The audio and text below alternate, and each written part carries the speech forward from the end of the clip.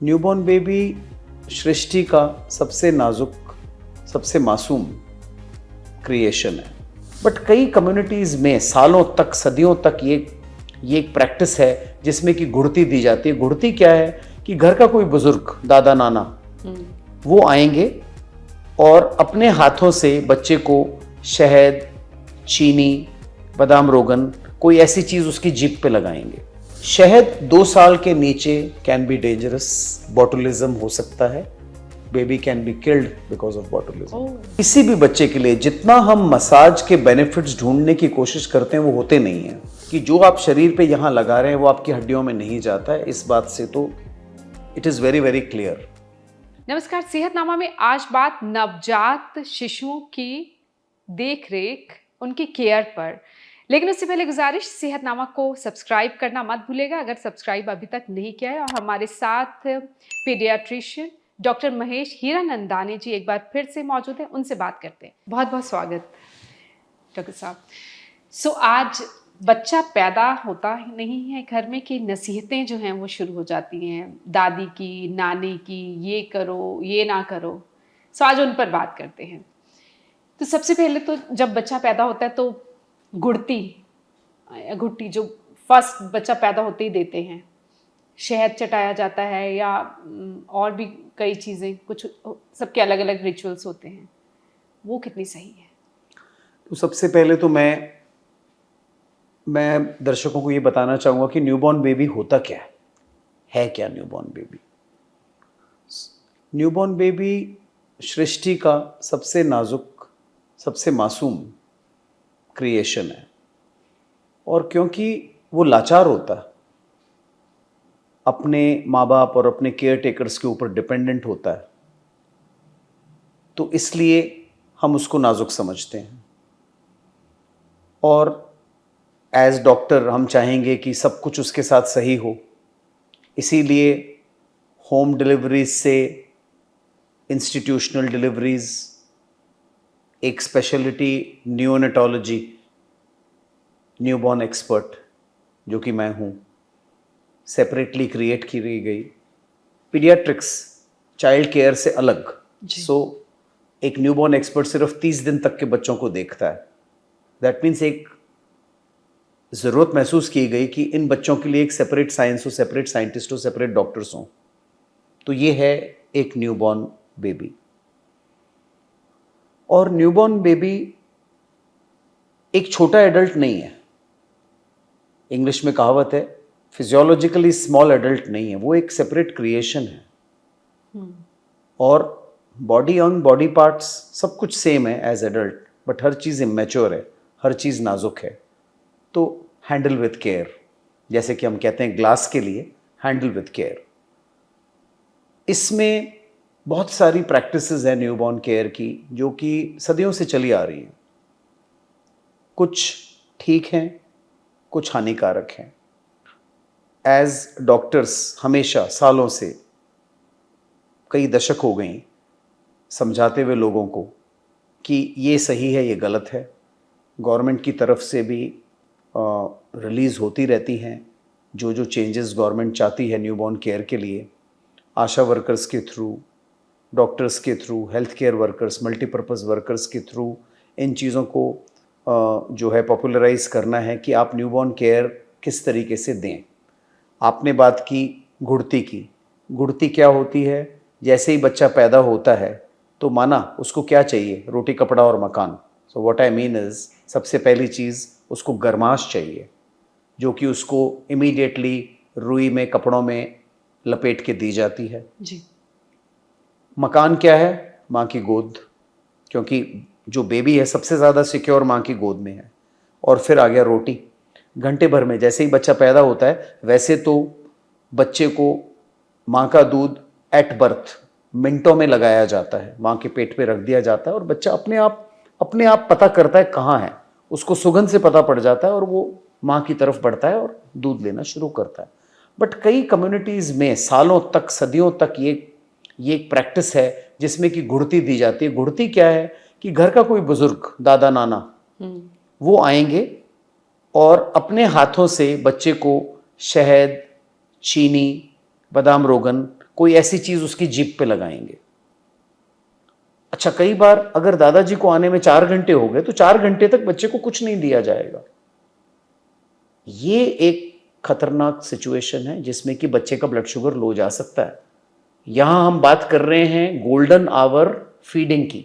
Golden hour feeding मतलब पहले घंटे के अंदर अंदर बच्चे को मां का दूध लगा दिया जाना चाहिए, नॉर्मल डिलीवरी हो या सिजेरियन हो, सो दैट बच्चा एक्टिव हो जाए, बच्चे को कुछ दूध मिले, बच्चे को कुछ कैलोरीज जाए, बच्चे का शुगर स्टेबलाइज हो, बच्चे का टेम्परेचर स्टेबलाइज हो। घुड़ती का वेट करना घंटों तक। दूसरी चीज जो सबसे सबसे इंपॉर्टेंट चीज है, हाइजीन। कितनी सफाई के साथ वो घुड़ती दी जाती है, और पर्पस क्या होता है कि उस बुजुर्ग की जो अच्छी ट्रेट्स हैं वो बच्चे में आ जाएं। तो क्या ये घुड़ती के जरिए आएंगी? आजकल साइंस क्या इन चीजों में बिलीव करती है? आजकल पढ़े लिखे लोग क्या इन चीजों में बिलीव करेंगे? नहीं, अच्छा, अगर सफाई भी रखी जाए और वक्त पर दादा नाना जिससे भी गुर्दे दिलानी वो मौजूद है तो भी नहीं देनी है? क्यों नहीं देनी है?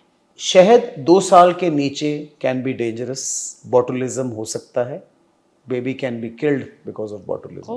सो शहद हम एक नॉर्मल न्यूबॉर्न बेबी को भी 2 इयर्स तक नहीं देते। लिखित है, हर जगह पता है सारी दुनिया में शहद क्या करता है। बच्चे के लिए सिर्फ माँ का दूध, वो जरा सा चटाते तो वो भी नहीं। आप आशीर्वाद सर पे रख दीजिए ना हाथ, क्या वो काफी नहीं है? क्या बच्चे के सर पे हाथ रख के अगर उन्होंने 2 शब्द बोल दिए तो बच्चा क्या नहीं लेगा? सब अच्छे गुण लेगा ही लेगा। ये दिखावा किस बात का, जो कि हानिकारक है। सो न्यूबॉर्न हेल्थ केयर प्रैक्टिसेस को हम ये नहीं कह रहे हर प्रैक्टिस जो दुनिया में प्रेवलेंट है वो सभी हानिकारक है, नहीं, बहुत सारी अच्छी प्रैक्टिसेस भी हैं। माँ का दूध फर्स्ट जो है वो नहीं देना कुछ जगहों पर। सब तो नहीं, सब तो शायद ज्यादातर देते हैं, पर कई जगह कई नहीं देते। सो जब से गोल्डन आवर ब्रेस्ट फीडिंग आया है तब से जो educated community as well as जो कि बच्चे अस्पतालों में, क्लिनिक्स में आशा वर्कर द्वारा पैदा हो रहे हैं, डिलीवर हो रहे हैं, उनमें तो हर बच्चे को माँ का दूध मिलता है पहले घंटे के अंदर, सो दैट वो पतला पतला दूध जिसको कोलेस्ट्रम कहते हैं, जिसको कि साइंस कहती है बच्चे का पहला वैक्सीन, पहला टीका, बिकॉज इस कोलेस्ट्रम में इतनी गुडनेस है जो सारी जिंदगी बच्चे को मदद करती है। लाइव सेल्स होते हैं, लाइव एंटीबॉडीज होते हैं, आयरन होता है और काफ़ी कुछ होता है जो कि बच्चे की मदद करता है। ठीक है, तो बच्चे के लिए कोलेस्ट्रम तो मतलब लाइफ सेविंग है, उसको डिस्कार्ड करना वो बिल्कुल गलत है। तो पहले घंटे में माँ का दूध मिलना चाहिए, मस्ट है। बिल्कुल। नेक्स्ट आता है नहलाया जाता है, उससे पहले मसाज, घी से मसाज, नहलाना है तो दूध या दही से नहलाना है, वो कितना सही है? नॉर्मली जब बच्चा पैदा होता है तो एक सफ़ेद सा मटेरियल, चीज़ी मटेरियल बच्चे के शरीर पे होता है जिसको हम वर्निक्स बोलते हैं। वर्निक्स सृष्टि का नेचुरल प्रोटेक्शन है फॉर द बेबी, बच्चे को ठंड से बचाने के लिए। वो एक ग्रीजी कोटिंग होती है जो कि बच्चे को ठंड से बचाएगा। हम चाहते हैं वो ग्रीजी कोटिंग पड़ी रहे बच्चे के शरीर के ऊपर जब तक कि बच्चा 24 घंटे का ना हो जाए। इसीलिए सारे न्यूबॉर्न बेबीज को 24 घंटे की उम्र पे नहलाया जाता है। ओके। नॉट एडवाइजेबल कि हम बच्चे को इमीडिएटली नहला के एक साफ साफ सा बच्चा माँ को प्रेजेंट करें, ना, नॉट एडवाइजेबल। 24 घंटे पे जब बच्चे का टेम्परेचर स्टेबल हो गया है, बच्चे को माँ का दूध मिल गया है, बच्चा एक्टिव है, जो नेचुरल वर्निक्स है उतर चुका है, तब हम बच्चे को नहलाते हैं। ऑलराइट। कस्टम है बच्चों को घी, मलाई, दूध से मसाज की जाती है, उसके बाद नहलाया जाता है। हानिकारक है, नहीं करना चाहिए। कारण है घी इज़ फुल ऑफ बैक्टीरिया। घी से अगर आप मसाज करेंगे, मैं चैलेंज करता हूँ एडल्ट्स को कि आप अपनी मसाज घी से करिए, देखिए आपके शरीर को क्या होता है। तो हम बच्चे पे एक्सपेरिमेंट क्यों कर रहे हैं? ये सिर्फ बिल्कुल जो न्यूबॉर्न है 1 दिन से 30 दिन तक के, या बाद में उसके बाद भी नहीं करना है? किसी भी बच्चे के लिए जितना हम मसाज के बेनिफिट्स ढूंढने की कोशिश करते हैं वो होते नहीं है।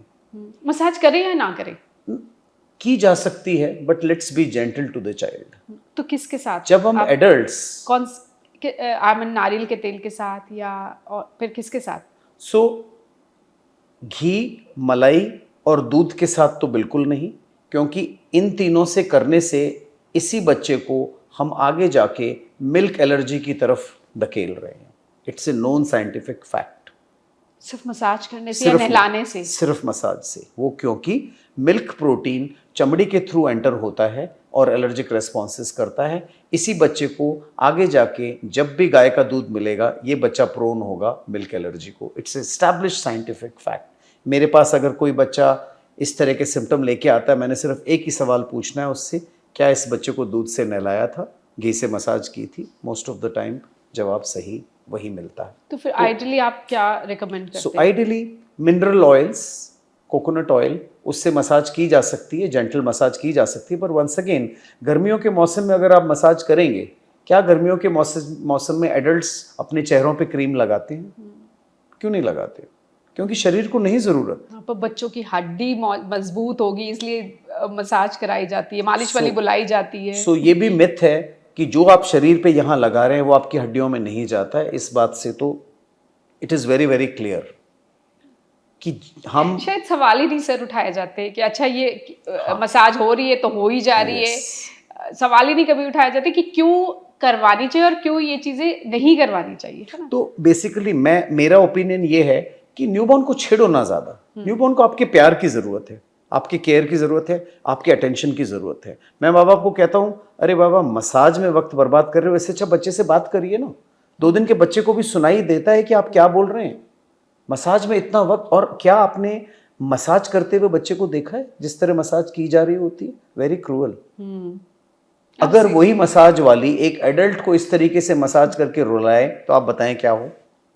अच्छा, नेक्स्ट है नाभि में तेल या घी लगाना, वो कितना सही है? नाभि एक लाइव पार्ट है, इट्स ए लाइव टिश्यू, और वो कंटिन्यूएशन में है बच्चे के अंदरूनी हिस्सों से। नाभि का कनेक्शन अंदर होता है बच्चे के यूरिनरी ब्लैडर से और बच्चे के लिवर से।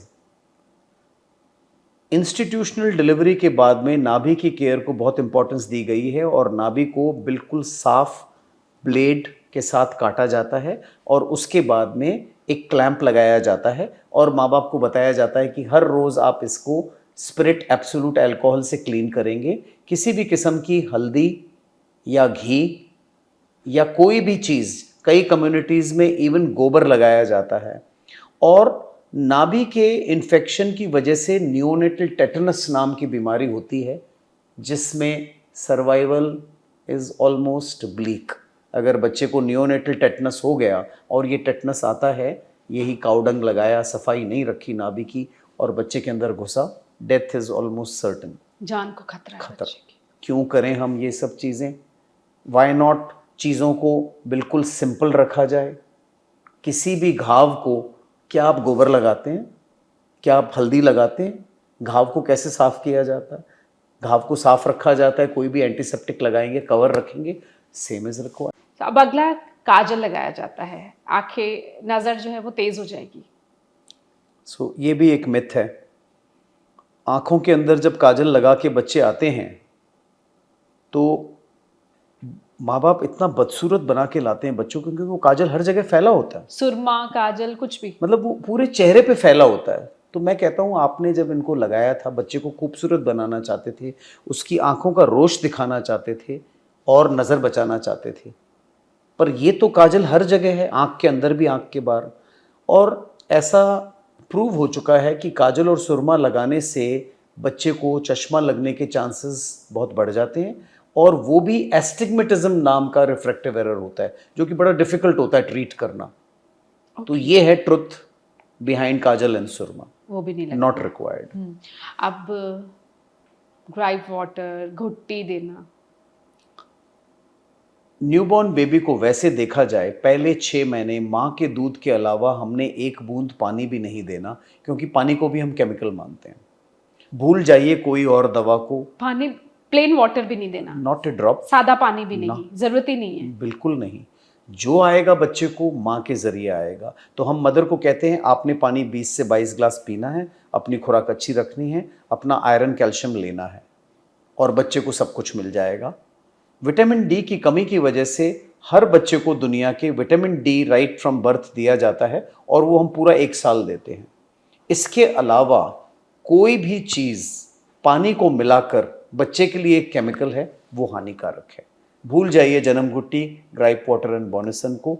ये तो प्रूवन है तीनों चीज़ें जिनमें कि हार्मफुल केमिकल्स हैं जो कि बच्चे के लिए बहुत खतरनाक साबित हो सकते हैं। एक बच्चा जब पॉटी बहुत ज़्यादा करता है, न्यूबॉर्न बेबी, तब सब फिक्र में आ जाते हैं। अब उस दौरान भी कभी कुछ कोशिशें हो रही हैं, ये दे दो वो दे दो, कई बार हींग भी चटाई जाती है, बिल्कुल। तब क्या किया जाए? तो हमने ये समझना है क्या नॉर्मल है क्या एबनॉर्मल है। Newborn baby, normal newborn baby 1 से लेके 25 बार तक पॉटी कर सकता है। एक दिन में 25 बार? 1 से लेके 25 बार। जितनी बार बच्चा दूध पिएगा उतनी बार उसने पॉटी करनी करनी है। इसको हम गैस्ट्रोकोलिक रिफ्लेक्स बोलते हैं। Normal जैसे कि ये गेट खोला तो नीचे वाला गेट भी खुलेगा। अच्छा। It is equal to that. Normal है। यस। तो ऐसे में अगर बच्चा माँ के दूध पे 100% 25 बार भी पॉटी कर रहा है, बिल्कुल कोई चिंता की ज़रूरत नहीं। उस पॉटी को कम करने की कोशिश बिल्कुल नहीं करनी है। This is absolutely normal. But same चीज़ अगर बच्चा बोतल के ज़रिए दूध ले रहा है, फिर ये सेम प्रिंसिपल अप्लाई नहीं करेगा। अगर बोतल के दूध लेता हुआ बच्चा इतनी सारी बार मोशन करेगा तो उसके लिए हम एक पॉटी की जांच करा के ये प्रूव करेंगे कि इन्फेक्शन है या नहीं। इसीलिए हम चाहते हैं हर बच्चे को माँ का दूध मिले। माँ के दूध पे बच्चा 10 बार करे, 25 बार करे पॉटी, कुछ नहीं बिगड़ सकता बच्चे का। कई बार नहलाने के बाद कुछ कम्युनिटीज़ में ट्रेडिशन है धूप दिखाने की, अगरबत्ती। हाँ, ये सम्राणी करके प्रैक्टिस है जिसमें कि बच्चे को जब नहला के लाते हैं तो धूप या अगरबत्ती का धुआं वो बच्चे को एक टॉवल के अंदर लपेट के दिया जाता है। कई कम्युनिटीज़ में कुछ और भी हर्ब्स होते हैं। ये डेंजरस प्रैक्टिस है। कई बार बच्चे सफोकेट हो सकते हैं, कई बार उनको आगे जाके लंग्स की प्रॉब्लम हो सकती है। काफ़ी हानिकारक है, किसी हालत में ये नहीं करना चाहिए। सो जाते जाते मैसेज जिनके अभी बच्चा हुआ है, न्यूबॉर्न बेबी, इतनी मेहनत और 9 महीने के लेबर के बाद जब ये बच्चा आपके हाथ में आया है तो मैं यही चाहूँगा कि आप हर चीज़ सही करें, कभी भी कुछ गलत ना करें। गूगल पे बहुत कुछ अवेलेबल है। जिन डॉक्टर के साथ आप फॉलो अप कर रहे हैं वो भी आपको बताएंगे कि क्या बच्चे के लिए सही है, क्या बच्चे के लिए नहीं सही है। बच्चा एक नाजुक सृष्टि का क्रिएशन है। Be gentle to the child. कोई भी ऐसी चीज़ ना करें जिससे कि बच्चे को नुकसान पहुँचे। एंड बेस्ट, करने से पहले अपने डॉक्टर से पूछ लें। करने के बाद जब आपने बच्चे को नुकसान पहुँचा ही दिया फिर पूछने का क्या फ़ायदा। पहले पूछिए। बहुत हैप्पी पेरेंटिंग। बहुत बहुत शुक्रिया इस बेहद अहम जानकारी के लिए। कोई भी ऐसा काम मत करिए जिससे नवजात शिशु को की जान को खतरा हो, किस तरह का उससे नुकसान पहुंचे। उम्मीद करती हूँ ये वीडियो आपको पसंद आया होगा। वीडियो पसंद आए तो लाइक और शेयर भी कर दीजिएगा। शुक्रिया।